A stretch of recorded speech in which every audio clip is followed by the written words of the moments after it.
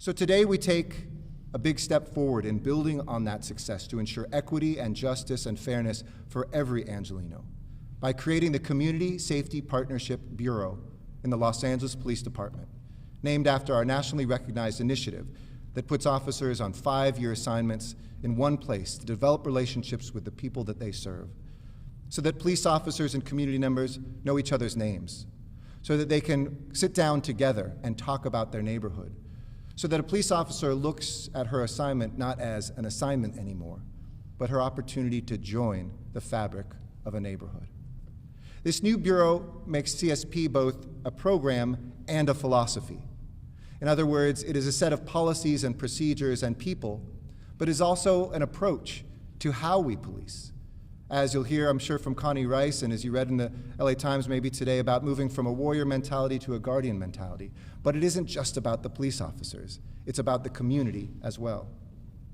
We want every Angelino to feel secure, not only in the parks and the streets of their neighborhoods, but in the presence of those in uniform.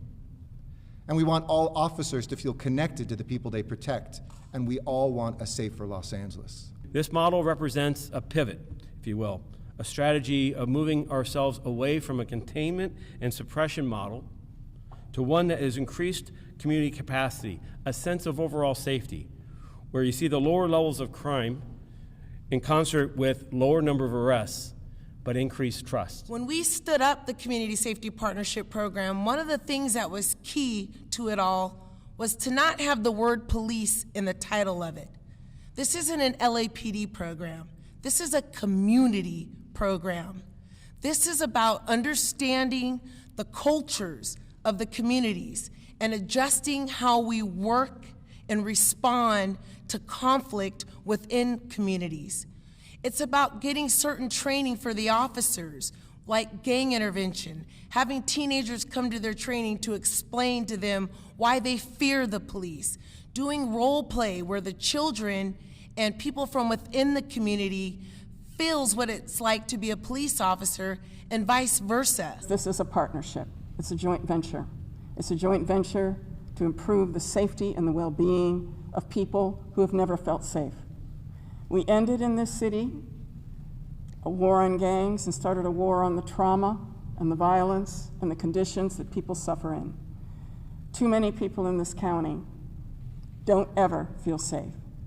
The vision of CSP is that you get everybody in the boat together and you row. You row towards safety, you row toward empowerment, and you create the conditions. You create the conditions for safety and trust. Public service is a privilege. Whether folks are elected or sworn, our city and cities across the nation deserve governance and leaders that they trust. Trust is a fundamental part of what we need to make sure that members of our community have when it comes to their Los Angeles Police Department. We find ourselves in this moment rightfully impatient, angry about what we've seen unfold across this country.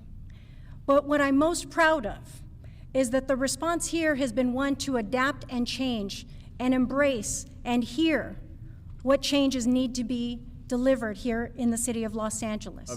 I just want to join the chorus of speakers today. There are a few of us who are here to really celebrate the work of the Los Angeles Police Department in this regard, and thank our mayor and our leadership on our council for pushing forward this innovation even further than I think anybody could have imagined. I, for one, will say this is the only way that I've seen in a systematic way where you can do policing in communities like South Los Angeles, where the community feels like the police department works on their behalf. I'm here today because I believe it's the most important place at this moment in time where I can find myself as a resident, as a city council member, as a former LAPD officer, now reserve officer, with lived experience of community policing. Now, I joined the LAPD because I wanted to be an effective officer who embraced community-based policing. We're living during a pivotal time in our history, and the landscape of of our community is changing right before our eyes. We can no longer go by the old way of thinking, and we must change our approach, which is why we're re-examining the need for armed law enforcement in such instances as traffic stops or service calls surrounding homelessness, or when people suffering from substance abuse and neighbor complaints. We're in the middle of a modern-day civil rights movement, and our citizens have made their voices heard.